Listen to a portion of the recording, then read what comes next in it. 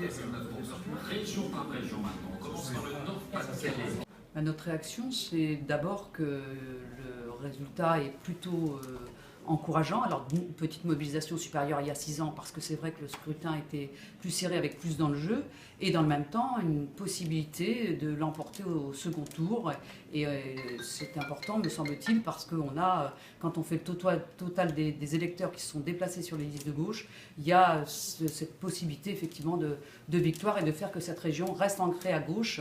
Et le message fort aussi, c'est que le Front National, qui fait un résultat particulièrement important, si on a pu craindre à un moment donné un risque pour la Normandie, ce risque semble écarté. Donc vous gardez un espoir quand même pour le deuxième tour, pour la gauche? Ah oui, tout à fait. Moi, je pense qu'il est possible, si l'on travaille sur le deuxième tour avec les abstentionnistes, il est possible que la région normande reste soit sur une région à gauche et avec l'ensemble des partenaires Verts, Parti Socialiste, Front de Gauche. Je pense qu'il est possible de travailler sur cette question-là. Sur le résultat du Front de Gauche en particulier?